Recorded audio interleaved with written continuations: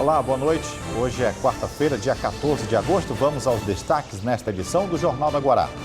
Polícia Civil e agentes de saúde vão até a Cracolândia do bairro oferecer ajuda para a saída da dependência química. O quadro de saúde do prefeito Domingos Dutra estabiliza e filhos têm que recorrer à justiça para ter acesso a informações de visita ao pai. Morre Raimundo Macarra, autor da música Boi de Lágrimas, ícone da cultura maranhense. Tudo isso e muito mais agora, no Jornal da Guará.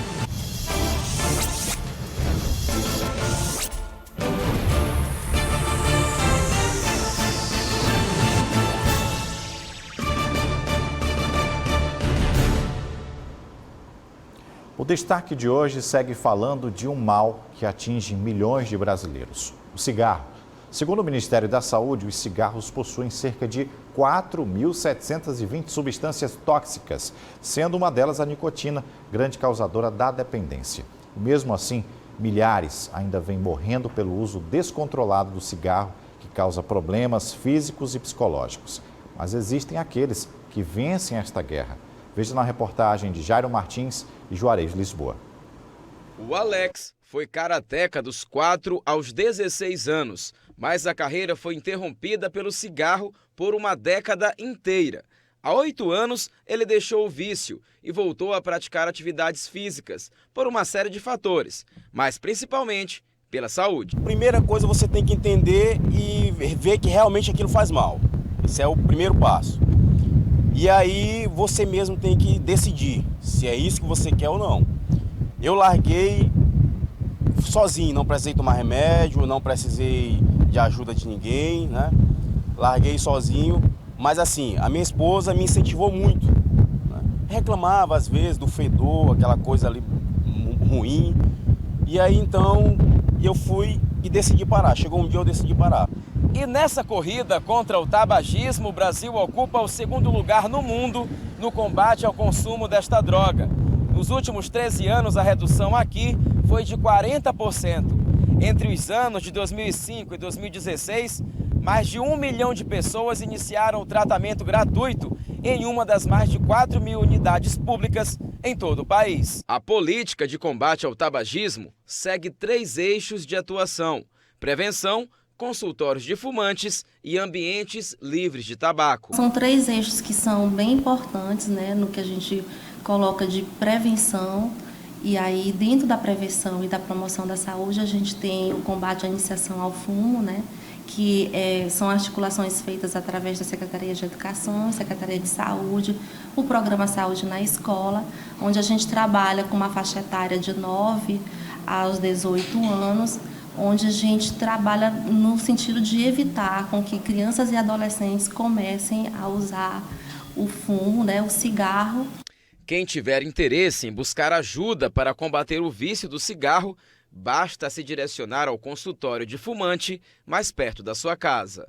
A nossa estratégia, né, são os consultórios do fumante, né? O que a gente pede é que as pessoas que realmente queiram parar de fumar possam buscar dentro da unidade básica mais próxima da sua casa, né? Qual é a unidade que tem um consultório implantado, o que pode ser feito para que elas consigam ter acesso ao tratamento.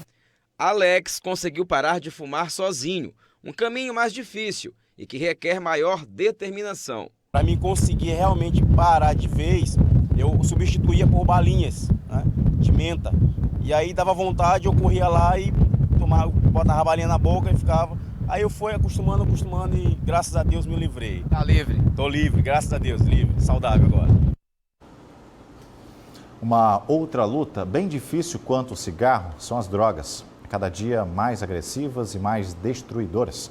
Pensando nisso, uma ação da Polícia Civil e do CAPS-AD levou profissionais de saúde para avaliar e aferir a situação de saúde das pessoas que vivem nas ruas e dependentes das drogas. Lá, puderam oferecer ajuda aos que querem sair deste mundo tão sombrio. Esta é a 10ª vez este ano que a ação é realizada em toda a capital São Luís. Aqui no bairro João Paulo, é a primeira vez em 2019.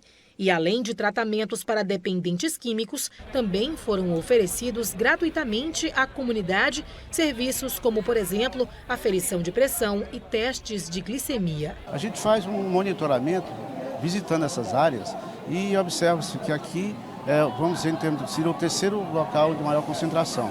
Nós temos ainda permanece, por mais que a gente tenha feito 7 ações no mercado central, que tenha sido retirado mais de 30 pessoas somente este ano, lá ainda é o local de maior concentração de dependentes químicos. A intenção é direcionar dependentes químicos em situação de rua para internação no Centro de Atenção Psicossocial, Álcool e Drogas, CAPS. A diminuição desses usuários dentro dessa região se deve a essas ações constantes que começamos há 9 anos da Ação Resgate. A região do João Paulo foi conhecida como a primeira Cracolândia de São Luís, onde a gente tinha mais de 100 pessoas em situação de rua usando droga. Hoje, graças a um trabalho intenso que o governo tem feito em cima desse pessoal, a gente conseguiu diminuir para 14, 15 pessoas que ainda insistem, desde aquela época, a permanecer nesse local, onde insistentemente estamos tentando avançar com isso. Hoje, mais 4 pessoas aceitaram ir para a nossa unidade de acolhimento que funciona na Coab, onde lá eles vão passar de 30 dias até 6 meses em tratamento, sob efeito de medicação, sob efeito de terapias, a serviço social, psicologia, de maneira que possa reintegrá-los na sociedade e não apenas retirá-los das drogas. O delegado coordenador da ação acredita que esse trabalho ajuda a reduzir o número de casos de violência, como tráfico de drogas e roubos. Nós tínhamos mais de 100 pessoas, hoje se observa que o universo deve ter em torno de 15 pessoas que ficam diretamente aqui fazendo o uso da droga. E essa ação, ela continua com a ação resgate, que foi, em princípio, a gente retirava essas pessoas, levava para o local de tratamento, e então a gente resolveu mudar. Mudamos então no sentido de que a gente traz assistência até aqui, todo um corpo de profissionais, para que as pessoas sejam assistidas aqui. E aqui mesmo eles aceitam fazer o tratamento. No Centro Comercial de São Luís, a Blitz Urbana segue fazendo a retirada dos vendedores ambulantes da Rua Grande. Até mesmo taxistas estão sendo recolocados em outras localidades. Até o momento, as transversais estão sendo utilizadas para acomodar os ambulantes.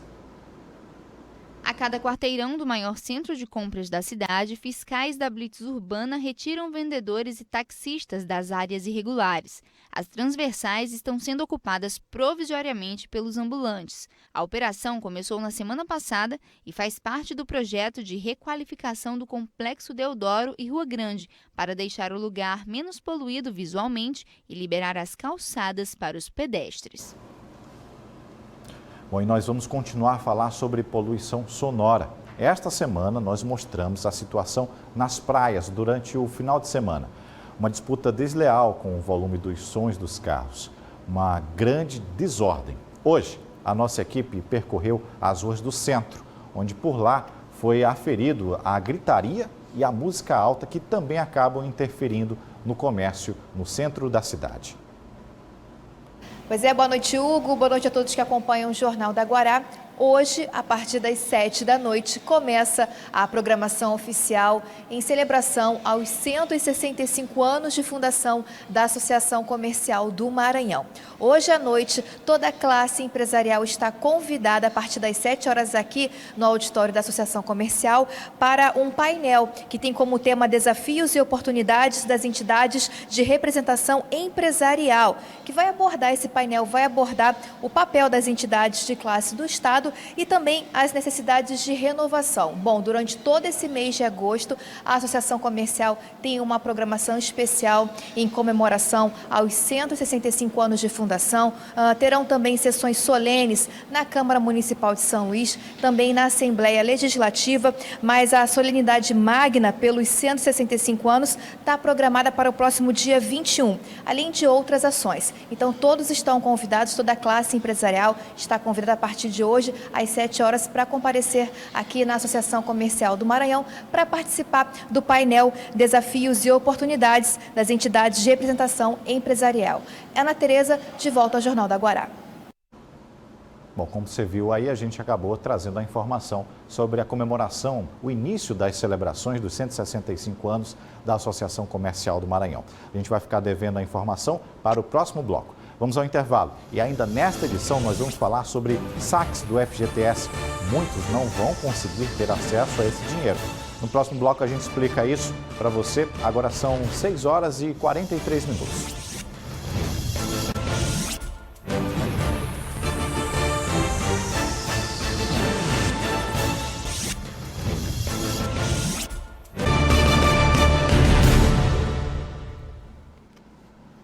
Jornal da Guará de volta e como destaque em nosso bloco de entrevistas, recebemos aqui Lissandra Leite, secretária adjunta de Direitos da Criança e do Adolescente da SEDPOP. Muito boa noite, seja bem-vinda ao Jornal da Guará. Lissandra que assumiu recentemente o cargo, está à frente da Secretaria Adjunta e a gente quer pontuar sobre o caso dos venezuelanos que estão aqui em São Luís. São muitos, a gente percebe praticamente em todos os sinais das grandes avenidas a presença deles. E o que chama a atenção? A presença de crianças e adolescentes ali naquele convívio, às vezes nos espaços perigosos, mas que eles necessitam ali, estarem pedindo ajuda. Como é que a Secretaria tem trabalhado, a Secretaria Adjunta principalmente? Então, boa noite, Hugo.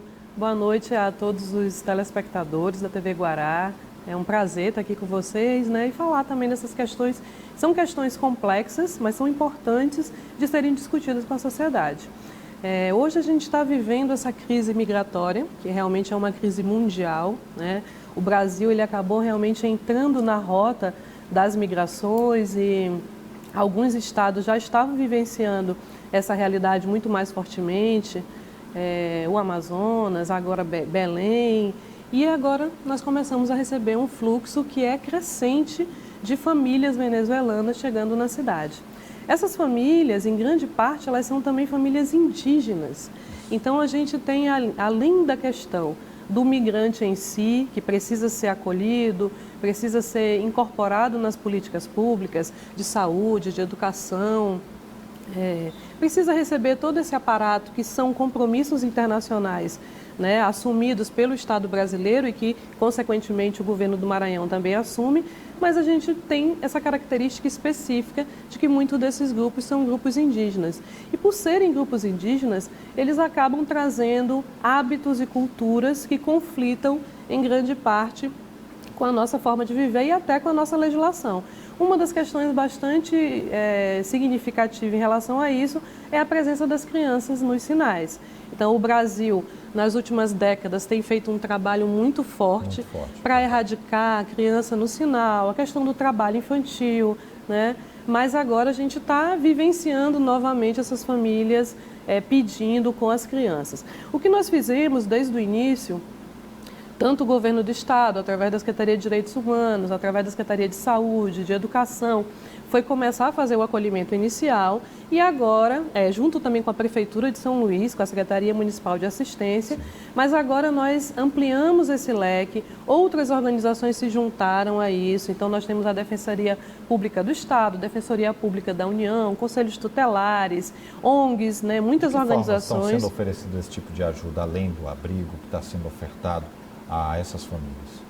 Bom, uma ação específica que nós iniciamos essa semana foi a de abordagem e orientação das crianças e das famílias que estão nas ruas. Então, hoje, por exemplo, hoje nós passamos a manhã visitando vários pontos da cidade, conversando com as crianças, conversando com as famílias, orientando, explicando sobre os riscos de estarem na rua. Então, o que a gente tem dito é o seguinte, que a mendicância, você estar na rua e pedir, não é crime. Né? As pessoas, se elas necessitarem, elas podem estar nessa condição, que não é o adequado, não é o ideal, mas as crianças não podem estar.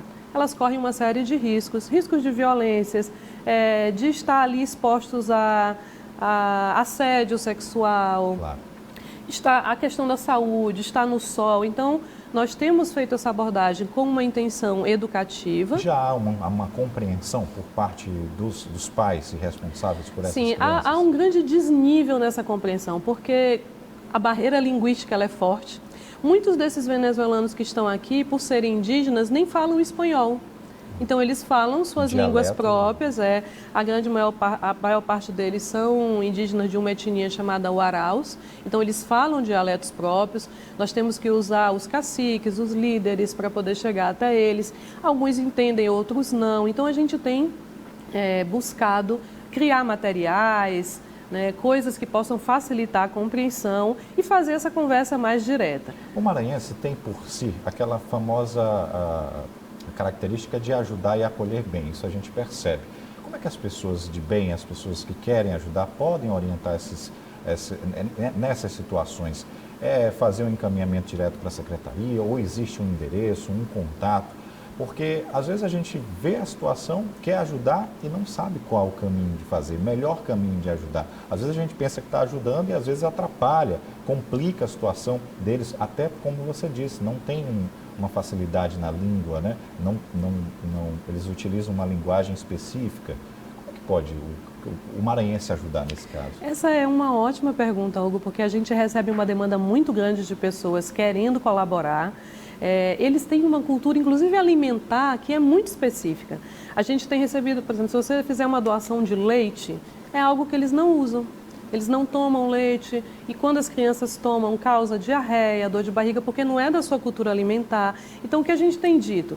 É importante que as pessoas busquem os órgãos que estão trabalhando, as SENCAS, através dos CRAs, né? A própria SEDPOP, agora a Defensoria Pública, os conselhos tutelares. Busque informação de que tipo de doação deve ser feita. Na questão alimentar, por exemplo, eles costumam comer frango, eles comem macarrão, mas se você der arroz, já é uma coisa que vai ser desperdiçada. Então é importante que as pessoas busquem essa informação. Nós vamos fazer uma campanha de esclarecimento sobre as doações na SEDPOP. Eles precisam bastante de materiais de limpeza, materiais de higiene pessoal. A gente percebe também a falta de calçados. Muitos deles estão percorrendo ruas descalços, no asfalto quente, crianças inclusive, debaixo desse sol quente, sem nenhum tipo de calçado, sem nenhum tipo de proteção. Roupas e calçados já é algo que não necessariamente eles vão querer usar, porque é do seu hábito também. Então você tem que ter cuidado. Agora, uma coisa que a gente orienta, né, que eu acho que é importante dizer, a gente não deve fazer doações em dinheiro nos sinais, especialmente se houver criança. Por quê?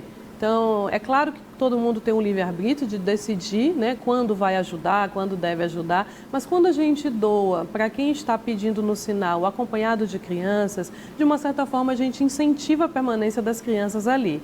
Então, a gente pede que a população ela ajude, continue tendo essa característica generosa de colaborar, mas tente ajudar de uma outra forma, né, especialmente não incentivando essa permanência das crianças. Lissandra Leite, nossa secretária adjunta da SEDPOP, a gente tinha outras temáticas para abordar, mas essa especificamente sobre os venezuelanos aqui na nossa capital São Luís foi emblemático para explicar aos nossos telespectadores. Queria agradecer a sua participação, desejar boa sorte nesse começo de trabalho dentro da SEDPOP e dentro da Secretaria Adjunta. Nós que agradecemos a oportunidade de estar aqui. Estamos à disposição também para tratar outros temas. Há muitas questões importantes sobre o direito da criança e do adolescente que nós queremos trazer, discutir com a sociedade, proteção às violências, acesso a direitos. Com certeza nós vamos ter outras oportunidades de conversar. Portas abertas e a gente vai poder conversar, com certeza. Obrigado. Obrigada. Boa noite. Bom, e ainda falando sobre direitos, filhos do prefeito de Paço do Lumiar, Domingos Dutra, tiveram que recorrer à justiça para ter acesso a informações sobre o estado de saúde do pai. Uma briga familiar impede o encontro desses familiares. O estado de saúde ainda requer cuidados e agora ele segue se recuperando no apartamento do hospital particular. Os filhos do prefeito de Paço do Lumiar explicam que o motivo para a mulher de Domingos Dutra proibir a visita deles no hospital começou há aproximadamente 2 semanas, após um desentendimento de Núbia Oliveira com uma cunhada. Infelizmente, dia 4, que caiu no domingo, nós fomos visitar o nosso pai e, infelizmente, a Núbia estava presente e nos proibiu de entrar na UTI para ter acesso ao meu pai e à minha tia, ao seu irmão. E a partir dessa discussão, houve um atrito entre eu e a Núbia e a minha tia. E a partir do momento que ela disse que nós não teríamos direito de olhar o nosso pai, eu falei para a Núbia e disse, nós vamos buscar o nosso direito, o meu direito de filho, e a minha tia buscar o direito dela de irmã. E ela falou, procure a justiça, porque aqui vocês não entram mais. A partir daí, eu passei uma semana sem ter acesso ao boletim médico, sem ter acesso ao meu pai, para saber como é que ele estava, se ele estava bem, se ele estava mal. Depois de fazer um boletim de ocorrência, os filhos conseguiram na justiça o direito de visitar o pai. Na sexta-feira agora, eu consegui uma liminar, uma decisão do Dr. Gustavo, do Fórum de Paço do Lumiar, que me concedeu uma liminar, me dando pleno direito de visitar o meu pai. conseguir, através dessa liminar, entrar na UTI e ter acesso ao meu pai, certo? Mas, infelizmente, depois de 3 dias tendo acesso ao meu pai, a Núbia resolveu me barrar novamente, né? No apartamento agora, né? Ele desceu para o apartamento, estava na UTI, ele desceu para o apartamento, acompanhei a transferência dele para o apartamento e estava tudo bem, ele se acomodando, as enfermeiras acomodando, ajeitando meu pai. E também um estranho ligado à Núbia estava no quarto comigo. O prefeito de Passo do Lumiar, Domingos Dutra, do PCdoB, sofreu um AVC no último dia 23 de julho e internado na unidade de terapia intensiva de um hospital particular aqui de São Luís. De lá para cá, ele fez exames, passou por uma cirurgia e recentemente saiu da UTI e foi transferido para um apartamento. Mas, apesar dos boletins médicos apontarem que o estado de saúde de Dutra evoluiu, os filhos dele não acreditam nas informações e exigem que o pai permaneça internado. Hoje, os filhos do prefeito, acompanhados da tia de Domingos Dutra, foram à sede da promotoria do idoso para impedir que o pai volte para casa em estado delicado de saúde. Primeiramente, quando ela proibiu a primeira vez, os meus irmãos, o hospital disse que ia acatar a ordem dela, tanto que meu irmão teve que entrar na justiça e conseguiu eliminar. Depois que saiu a liminar, ontem o hospital disse que não ia se opor, a gente teria o direito de visitar, de dormir, de acompanhar, mas a gente não entrou num acordo com ela. Ela não quer que ninguém durma com ele, só ela e o filho dela. A questão é, ela está deixando terceiros ficar com meu pai, gente que não é nada dele, blogueiros. Meu irmão chegou na segunda, meu pai estava com dor. Se meu irmão não tivesse chegado, não ia identificar que ele estava com a bexiga cheia, botaram a sonda. E a questão é essa, a gente está preocupado com a saúde dele, quem está cuidando dele? A gente não tem, ela disse que vai dormir e bota outra pessoa, diz que vai ficar, tem terceiros cuidando dele. Se tem terceiros, por que não uma irmã, por que não um filho, a filha? Natália, que acompanhava Domingos Dutra desde o início do AVC, diz que teme pela vida do pai, por não confiar na madrasta. O médico disse que o setor da UTI fez um laudo, já que o paciente poderia receber alta para ficar numa UTI em casa, só que o meu pai não tem condições nenhuma de sair do hospital. Eu saí agora do hospital, meu pai me pedia socorro com os olhos, ele estava sentindo dor, ele começou a se tremer todo, então ele não tem condições. A única coisa que a gente pode imaginar é que ela esteja forçando a ele retomar a prefeitura, e ele não tem condições de retomar a prefeitura nesse momento. Bom, como nós anunciamos no bloco anterior, falando sobre poluição sonora, agora nós vamos exibir uma matéria que trata sobre esse assunto, mas poluição sonora no centro da nossa cidade, na Rua Grande, causando uma verdadeira desordem. O repórter Jairo Martins tem as informações. Em vários pontos da Rua Grande, eles estão lá, com microfone na mão e caixas de som nas alturas. Em alguns lugares é possível ver até 2 locutores dividindo o mesmo espaço. Este aqui, não satisfeito com o som da caixa, ainda bate várias vezes na estrutura de metal para fazer mais barulho. Aproveite o preço. A prática de poluição sonora no Centro Comercial de São Luís é um problema antigo e tem imobilizado grandes esforços dos órgãos de fiscalização. Há uma conscientização contínua, mas, como você bem disse, existe uma indisciplina na Rua Grande do uso indevido dos espaços por parte dos ambulantes. Então, acreditamos que alguns lojistas também disputavam esse espaço através da poluição sonora, das caixas de som. A estratégia de marketing exagerada das lojas divide opiniões. Eu acho que não, cara. O trabalho dos caras, eu acho que não incomoda muito, não. Tudo na dosagem certa é bom, né? Agora, quando tu extrapola, não vale a pena. Para coibir a prática, considerada crime ambiental, são feitas uma série de ações educativas. Porém, quando é constatado flagrante delito, o material usado para fazer as propagandas sonoras precisa ser apreendido. E agora, com o disciplinamento dos ambulantes, esperamos que a consciência do lojista que utiliza desse subterfúgio seja evitada. Então, a gente vai ter essa operação de conscientização, mas também de apreensão e quem estiver cometendo essa infração. Vamos ao intervalo e daqui a pouco você confere outras informações aqui no Jornal da Guará. Agora são 7h01.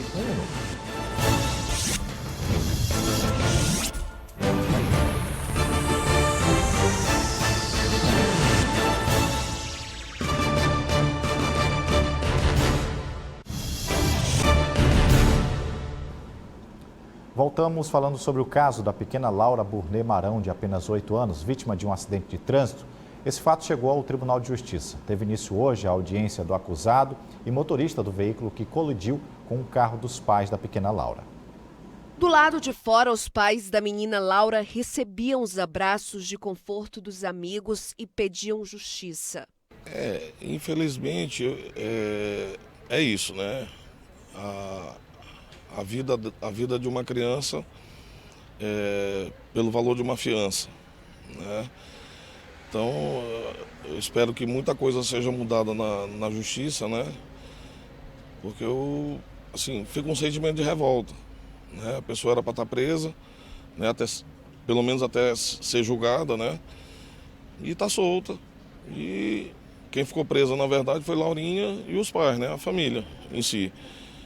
Que a dor não vai passar nunca. 5 testemunhas foram convocadas, 4 de acusação e 1 de defesa. Natan, que estava dentro do carro no dia do acidente, se mudou para outro estado. Com o não comparecimento da testemunha, a defesa pediu que o julgamento fosse adiado. O pedido foi negado pelo juiz Flávio Roberto Ribeiro Soares, que presidiu o julgamento. Neste caso concreto, do caso Diego e da Laura, envolvendo a vítima, claro, nós nos solidarizamos com a família, mas ele não merece ir passar aqui pelo júri popular. Tá? Ele tem que ser julgado na instância competente, ou seja, por homicídio culposo. O acidente que resultou na morte de Laura aconteceu no dia 26 de abril de 2015. O acusado Carlos Diego Araújo conduzia um veículo L200 no sentido elevado da Coam Angelim e bateu contra 3 carros que estavam parados no sinal vermelho. E um dos veículos envolvidos no acidente estava a menina Laura, esse modelo Renault Sandero, conduzido pelo pai dela, José Ribamar Marão, onde estavam também 2 irmãos no banco de trás, Felipe, de 8 anos, e Vitor, de 4. Na época, o acusado pagou fiança de R$ 800 e foi liberado. Ele confessou que havia bebido no dia anterior ao acidente, mas se recusou a fazer o teste do bafômetro. A gente está pedindo a condenação do Diego, Carlos Diego, que é o réu, pelo homicídio qualificado, por impossibilidade de defesa da vítima, impossibilidade ou dificuldade. Aí, um homicídio qualificado, ele tem uma pena que vai de 12 a 30 anos. E a gente espera que se encaixe ali entre essa dosimetria, que é feita pelo juiz. E nós vamos manter o que nós fizemos durante todo o processo. Já teve toda uma primeira fase, que já teve uma sentença de pronúncia, que foi ao Tribunal de Justiça e voltou para ser marcado o Tribunal do Júri. Nós vamos falar agora sobre o saque imediato do FGTS, medida encontrada pelo governo federal para injetar mais dinheiro na economia nacional e assim restabelecer ou tentar, ao menos, melhorar as condições de mais de 11 milhões de pessoas que podem ficar sem poder sacar esse dinheiro. Tudo porque muitas empresas não depositaram os recursos. Por falta de crédito nas contas do FGTS, mais de 11 milhões de pessoas ficarão sem sacar ou sacarão valores menores das contas liberadas para saque pelo governo federal. Pelo menos 226.057 empresas estão devendo 32,2 bilhões em depósitos do Fundo de Garantia. A irregularidade poderá reduzir o saldo para os valores a serem retirados no saque emergencial, de até R$ 500 por conta vinculada, e o saque aniversário, retirada anual de parte dos recursos a partir de abril de 2020. O atraso nas contribuições também impacta no rendimento do FGTS e na distribuição dos lucros aos trabalhadores. É possível monitorar a movimentação e o extrato pode ser obtido em qualquer agência da Caixa. Se no momento da consulta de saldo ou do saque o trabalhador verificar que o empregador não fez os repasses, a primeira providência é entrar em contato com a empresa e tentar um acordo. Caso não haja regularização, o funcionário pode denunciar na Superintendência Regional do Trabalho.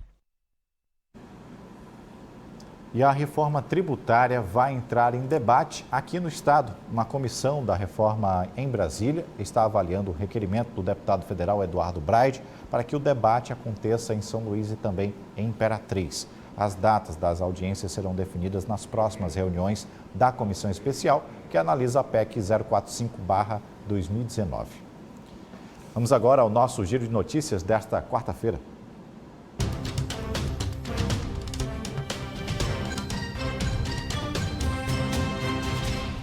A Delegacia de Homicídios e Proteção à Pessoa do município de Imperatriz está em busca do assassino do presidiário Luciclésio Couto Gomes. Ele foi morto durante a saída temporária do Dia dos Pais. Ainda não há pistas do acusado. O crime aconteceu no último final de semana na Vila Lobão, na cidade tocantina. Até o momento, 66 apenados de Pedrinhas, beneficiados com as saídas temporárias da Páscoa e do Dia das Mães, este ano não retornaram às unidades. A candidata ao concurso de Miss Caru, no interior do Maranhão, foi encontrada morta na manhã desta quarta-feira, com o rosto coberto de fitas adesivas e uma perfuração no pescoço. A jovem Andresa Romão, de 17 anos, estava sumida desde ontem.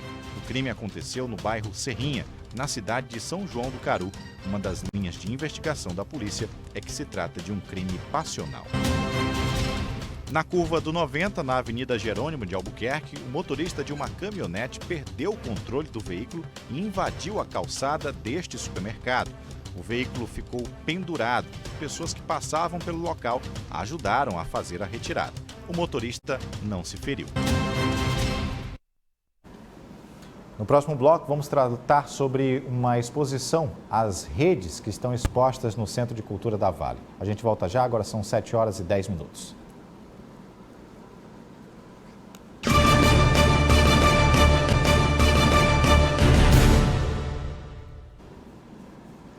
Já de volta com a notícia que faleceu hoje, Raimundo Macarra, autor da música Boi de Lágrimas. O cantor e compositor Raimundo João Pinheiro Júnior, mais conhecido como Raimundo Macarra, faleceu nesta quarta-feira aos 65 anos. Ele estava internado no Hospital Djalma Marques, o Socorrão 1, desde o dia 13 do mês passado, após sofrer um acidente vascular cerebral. O velório acontece na Central de Velórios, na Pax, no centro de São Luís. O enterro vai ser amanhã pela manhã, no cemitério do Gavião. A música foi gravada pelo Boi Barrica e diversos artistas maranhenses, como Alcione e também como Papete. Bom, a gente encerra a nossa edição de hoje do Jornal do Guará. Amanhã nós vamos exibir a matéria que fala sobre a exposição das redes aqui em São Luís, no Centro de Cultura da Vale. Uma ótima noite e até amanhã.